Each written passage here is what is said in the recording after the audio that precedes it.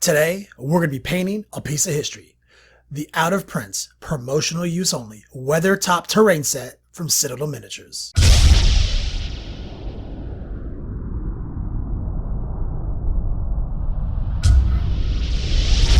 Yo dog, Kenny Boucher here, Next Level Painting, hitting you up on the literal best of all days. On this glorious Friday morning, I'm going to be hitting you up with another tutorial.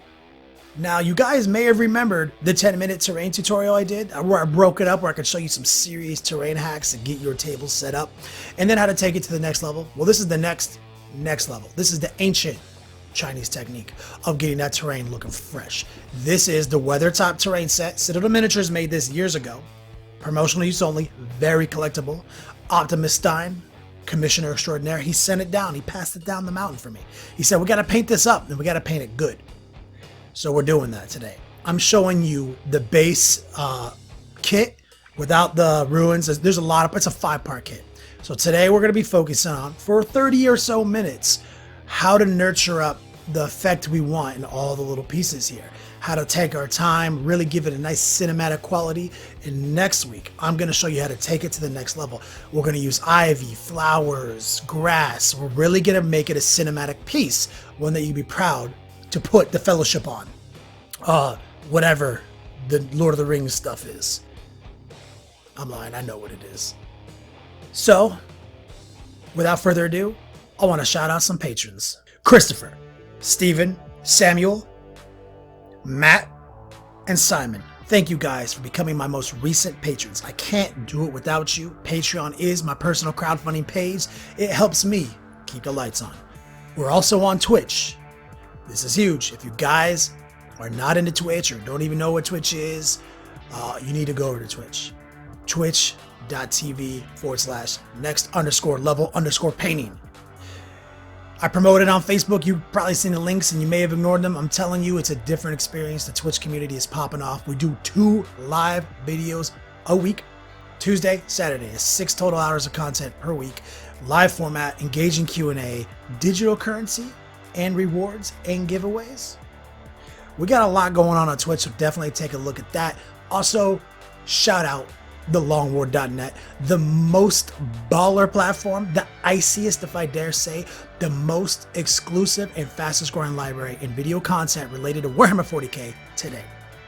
Without further ado, Weathertop. Let's do this thing, guys. Step 1, perfectly primed piece of resin. This is just primed black and gray, nothing too advanced here. I showed you guys last week how to do that. What I'm doing right now is I pulled out my airbrush. We just got some run-of-the-mill black going through the airbrush, and we're just going to start shading some of the dark areas. And this is directly over a primer. You can even see some of the speckles from the primer where I wasn't focusing on those areas and it got left behind. Literally doesn't matter. I'm going to paint everything on here. But I did a dual prime job here. A black to a gray. So I have 2 levels of primer. And I have the gray primer sticking to the black primer, just giving me that extra durability. But I'm also using a more expensive gray primer, more thick, a little bit more texture, a little bit more protection. And I'm going to build up this nice shadow. Standard black, literally whatever airbrush ready black you have will work for this. We're focusing on anything to help us create contrast. Right now, it's these tiles, it's these rubble piles, it's the border of the rubble between the tile. Anything, like I said. And this is not about being a scientist. I'm not a scientist. This is about just creating exciting transitions and exciting contrasts. Very easy. So as you zen out, get your tunes blasting, you're just playing around with the airbrush, just let the artistic nature flow. Like, don't overthink it. I really just want to eventually crisscross every single one of those tiles. I want to get every crack to have a little bit of a shadow on it. I want every ledge to be shaded or underneath and transition to a lighter color up top. These are all I'm thinking about when I'm doing something like this. You can see it's not hard at all. Drawing these lines is pretty easy. I got my black pretty watered down so it wouldn't leave too rough of a line behind over such an extreme transition here. But I'm going to come back and highlight these tiles too, so I know even if it does leave a weird transition behind from being such an abrupt change in colors, it won't really matter. Real easy, you know, and going left and right is much harder with the airbrush than going down to up. But for the sake of the video, so I don't have to keep, you know, spinning the piece of terrain over and over again, I'm just, you know, challenging myself to go left and right. You know, horizontal, I guess is the technical term. I'm not a scientist, like I said. And so you can see we're building it up pretty nicely. We're getting some pretty wiggly lines. Not my best work on a couple spots there, but that's okay because I'm going to come back in and highlight this. So I'm going to undo anything I don't like in the next stages of this application of shade. This terrain is an amazing piece of terrain, and what's crazy about it is it's very light. I thought it was going to be 1 billion pounds of resin. It's actually incredibly light. So that was a treat, you know, when holding it in your hand so that I can get perfect flow with my airbrush the whole time, because you want the airbrush to be horizontal as it sprays, not, you know, vertical. So I got to hold the flat side of this up like a piece of paper. Now, obviously, I just said that and you see me doing it the wrong way here. It's so I can get the shot. It's a lot harder to airbrush this way and maintain perfect flow, but it's a lot easier to film it. So for a few seconds, I'm going to show you at this angle, you know, as I work the shades in, as I get those highlights going, or the absence of highlight. As we do in next level painting, we started at a mid-tone with our primer, and now we're adding darks, shadows. Then we'll start building our highlights back up. I like to go back and forth with my airbrush. I don't think of my airbrush as being this one linear tool that can only go from dark to light. A lot of people use it that way. That's fine.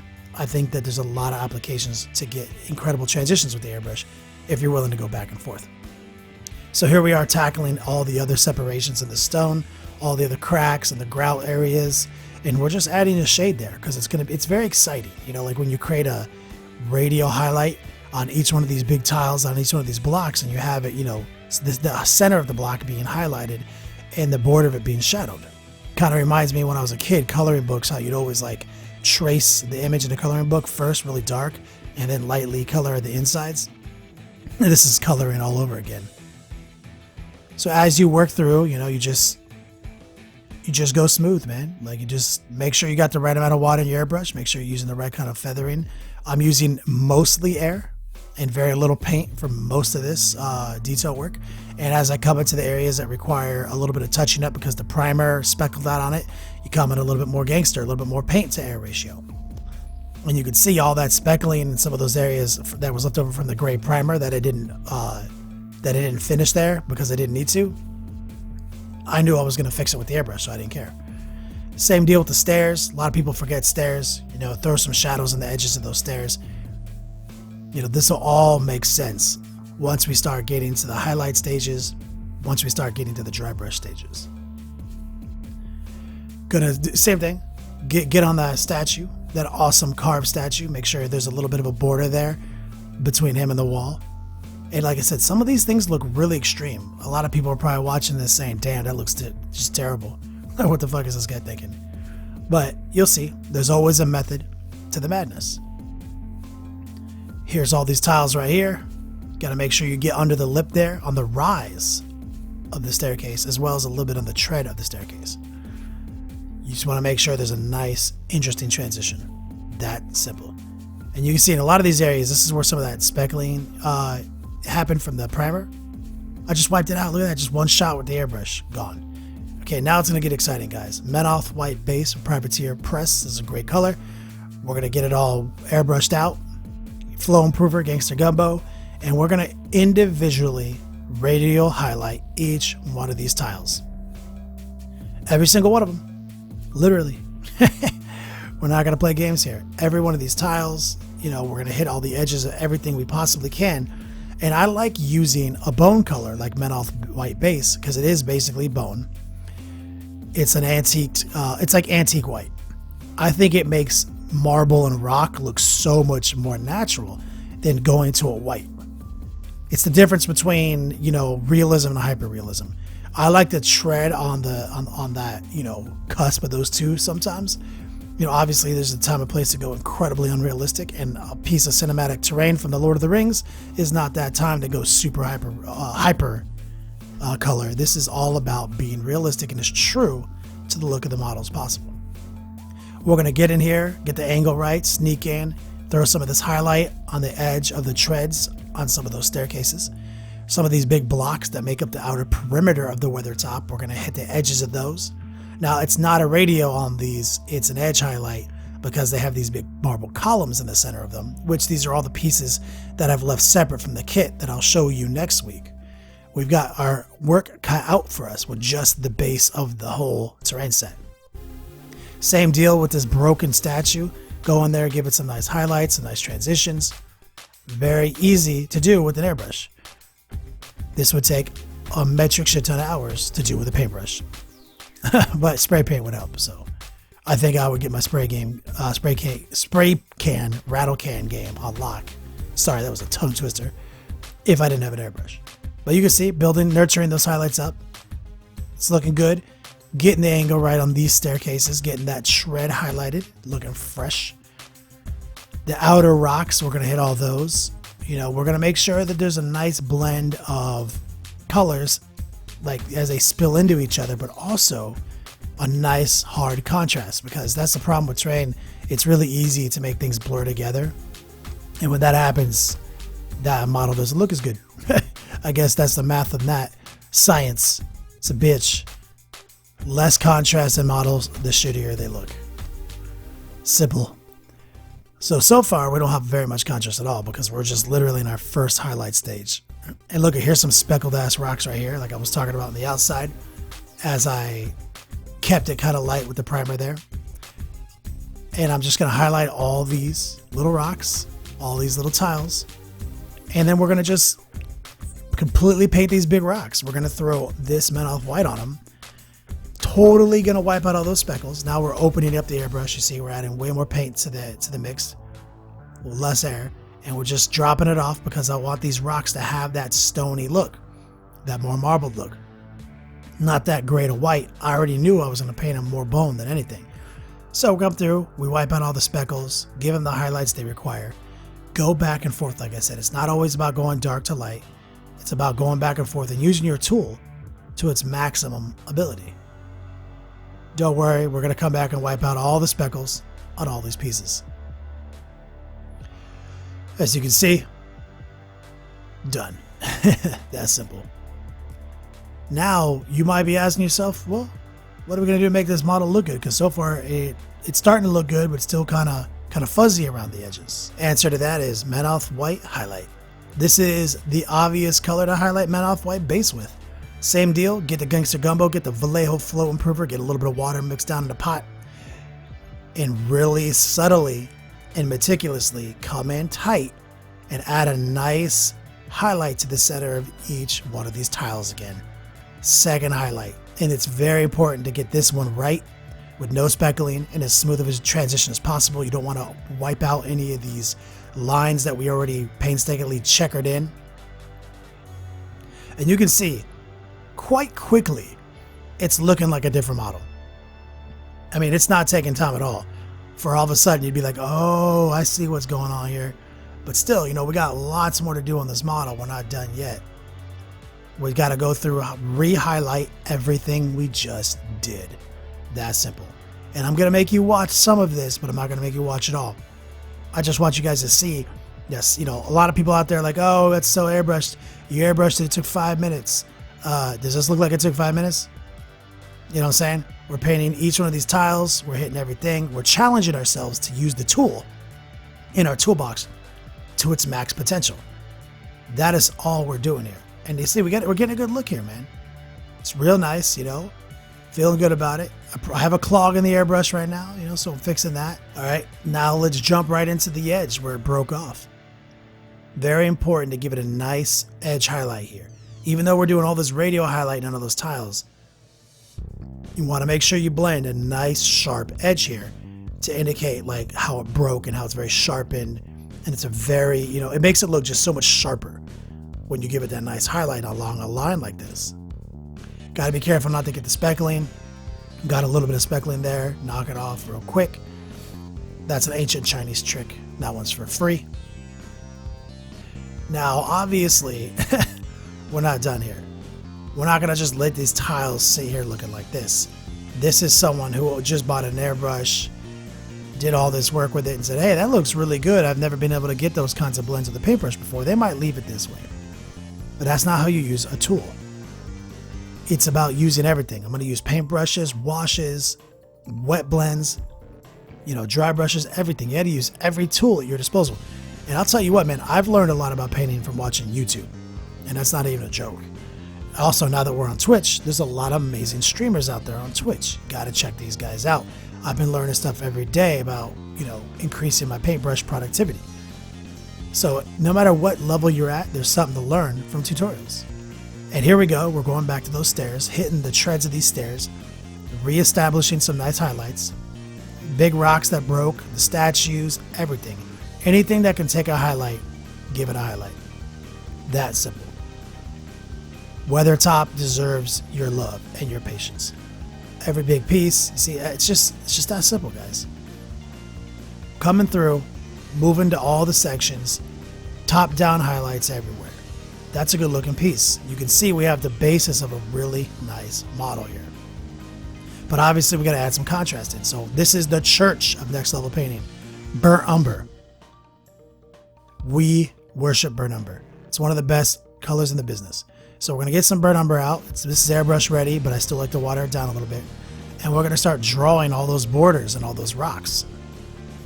We're going to build up a nice layer of contrast between the stone marble and some of this dirt and debris that over the centuries of it being a ruin have blown in, washed in, Now, there obviously, some of it's still going to be like the ruined temple color because the bigger rocks are obviously big pieces of debris.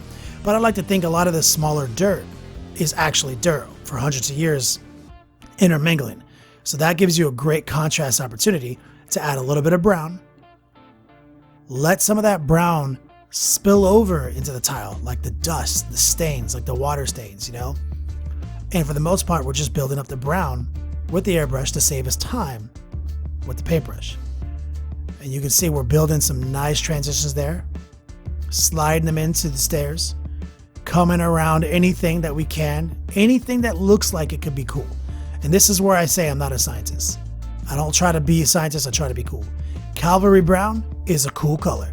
And now we're gonna re-intensify this burnt umber with a little cavalry brown. Very similar principle to the tiles. This is essentially a radial highlight over a mass dirt textured surface. It's very easy. And it's obviously exciting. I love to use color combinations like this to create excitement. And obviously, like I said, we're just saving a lot of time here because you would have to go in with your paintbrush, paint it all brown, maybe do some dry brushing, etc. We're letting the airbrush really help us do that process and also give us a little bit of overspray into the marble. That just makes things look exciting and very realistic. I love the look of well-executed airbrush. And currently, like I said, this model is starting to come together, but still, we're like, yo, it doesn't look that tight. And that's what I'm saying. You gotta see the whole plan, the whole vision come together. And that is so far steamy polish it. Doesn't look good yet. Now we're gonna go back to Menoth base, and this is where it's gonna start getting interesting. Time to dry brush. Get yourself a nice big flat dry brush, nice and dry, and like I'm focusing on trying to catch the ridges of this grout. I'm trying to get that texture and those ridges to take the highlight. So I'm really focusing on the top to down dry brush, so the tops of those grouts will get hit. And then once I feel good about them, I'll go for a pure side to side dry brush to get those edges and those extra textures. And you can see it's instantaneously looking good. I mean, automatically has texture.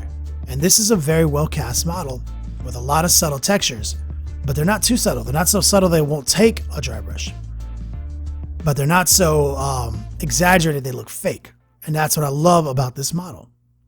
And so now begins the task of painstakingly dry brushing every surface about at this pace. Slow, methodical, very dry, very nurtured. None of that harsh, super harsh streaking.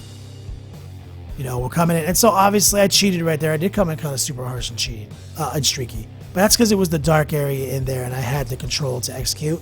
Also knowing that that's not the last time I'm going to come through that hole. But for the most part, you can't cheat on this piece, especially not on the tiles. Some of these rocks, you can come in super gangster, every way, up, down, left, right, super fast. But you can't do that on the marble floor, which is the main feature of this terrain set. These pieces right here, you know, say you got to nurture them. Can't go super crazy, but those, you know, that broken section there off on the left, you can go really crazy on that, on the outside of that. So it's just about knowing what you're doing with your dry brush. And obviously we're doing a little bit of dry brushing on the gravel there, the brown, but I'm not going to leave it with that color. It's going to end up being totally brown by the time we're done. I'm just doing a little bit of pre-shade dry brush technique. Another ancient Chinese technique. All right, Mouth White highlight. You can see the theme here. We're using the colors we just airbrushed to dry brush this. So now we're going to catch the final edges of everything we just dry brushed and pop them out to the maximum with a little bit of this Mouth highlight. And you can see here, this is the name of the game. We've only done this one little piece to show you here in the video, but I'll show you all of it by the end. This is the part that's going to take a while. We have to dry brush every rock surface 2 to 3 times in this combination, about at this pace and this level of methodical thought process and execution. This is not a fast process. It can be if you're trying to do some barely tabletop terrain all day. You know, go crazy, go beast mode. If you're trying to make that cinematic, you got to take your time. Same deal in the statue here. Go left and right, really nurture those colors up if you want it to look realistic and not just a bunch of brush strokes. Very easy to do, but it requires patience. Patience is absolutely the name of this game. Same deal, we'll just double down. And the thing is, it's not even like I'm going to just dry brush them twice and move on. I'm going to inspect it and dry brush it until I'm happy with it. Okay, now you can see we came back in here, did all these stairs, some of these big broken rocks. Look at that. It instantaneously looks real. It's not even remotely similar to what it once was. Everything has been working up toward this dry brush.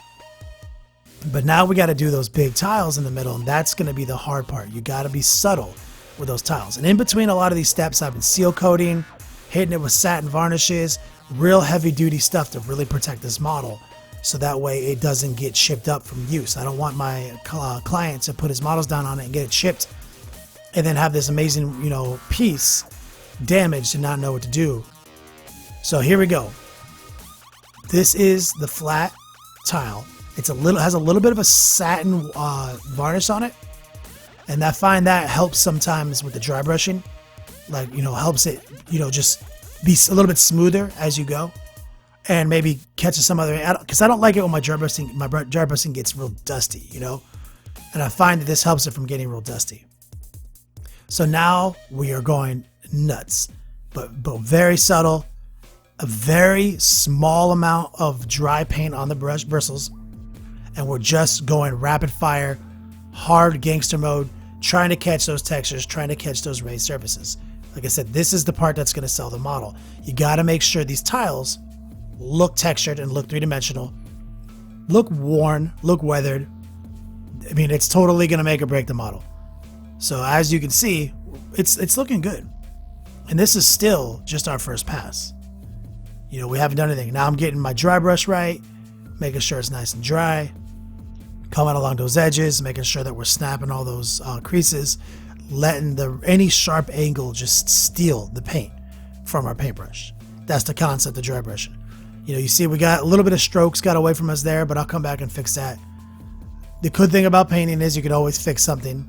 How bad you mess up will determine how hard it is to fix, though. But with an airbrush, I can usually fix anything. Which is, you know, why you should get an airbrush and put it in your toolbox. Learn how to use it. Heard there's some videos on YouTube to help you with that. All right. So now you can see this piece is completely transformed with just a simple dry brush. But like I said, Everything we dry brush, we're going to dry brush 2 or 3 times. We're going to dry brush it from matte off base to matte off highlight, and possibly even a touch of white to really snap those edges into place. So this is not as easy as it looks, but don't worry, I'm not going to show you every little thing. Orange brown. Orange brown is the color we're going to come back in over everything that took some brown on it, and we're going to dry brush this orange brown back over it. And this is where I was talking about that previous dry brush stage being almost a pre-shade, because all the bright areas that got caught by that matte off white are going to be bright when I hit it with the orange browns, and the darker areas will be a little darker. It's really helping. And so everything that's catching brown is going to get dry brushed. Even some of those rocks, I'm going to come back in and detail out a different color, because I don't want to sit there and dry brush up to it and not get a full dry brush stroke. So I don't care. I'm just going to hit it all, even though most of these rocks right here are going to end up being temple ruins, whereas the dirt is the only thing that's going to stay brown. I find that you should apply this methodology to a lot of parts of your models. A lot of people get really caught up in the paint by numbers tactic, like where they would have carefully painted the browns around some of those big rocks and avoided it with the dry brush. I'm just like, yo, it's literally a part of the brown until it's not, for the most part. Obviously, some rules can be broken, and that's one of them. But we're following the rule for the most part in this video. So that orange brown really pops on top of those other 2 browns, as you can see. And I even added a tiny dab of yellow into the mix right here. A tiny dab, just to give it that final little piece of exciting, highlight transition. And look at that. The contrast and the colors are popping. All right, guys, moving along. Remember what I was talking about, creating contrast? Well, here's our opportunity to create some real contrast for the first time. We're going to tackle these rocks. We're coming back in with that matte off white base that we used. And we're going to have some black out on our palette. And we're going to just start kind of wet blending a quick rapid fire transition of some 50-50 black with some of this matte off white base, kind of mix it in, because those are all the colors we've used so far. And then we'll come back and dry brush them. It's going to be easy. But this is the part, this is the detail now. This is where we're going to create the contrast in the contrast now. Because obviously, some of these big rocks are part of the temple, and some of the finer dirt is just that, dirt that may have blown in from outside. So you see how much more exciting it looks now that all those big rocks, those big temple bricks, are the same color as the temple? It is incredibly exciting. Look at that. Different model all of a sudden. That simple. Now obviously these are just wet blended to kind of mimic the cool blend that we did with the airbrush. So now we're going to come back and dry brush them. And this is what I was talking about, why we didn't care when we came in with the brown. You got to know when to care. Now it's time to care. Now you don't want to get all this back over the brown. You want to be a little bit controlled, but it can get away from you a little bit and it won't really affect too many things. You can always come back in with that orange brown and tighten anything up that you don't like. But that is an insanely different model now. It's looking so fresh. And here's one of the last steps we're going to do. Got to paint this fallen trees. There's a couple of forest shrubs in there. I'm just going to use a quick P3 green. This is Gnarls green. We're going to just bang it out on this tree real quick. We're going to wet blend some necrotite green and some yellow back into it. I mean, just so fast, because we are going to use some washes on this. So there's no reason to overthink it. The brighter the peaks are, the more work the wash is going to do. So it's just such a fast wet blend. Not really, giving it any precision whatsoever, just a quick blend.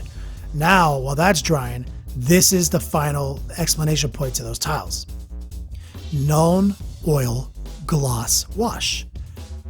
We're coming through and we are literally gonna put it in every line of grouts on that tile. Every single one of them. No fucking around, man. Every single piece of grout on this model. And look at that. There it is. Such a cinematic piece. Look at that. Now this is missing all of its ruined structures and its spires.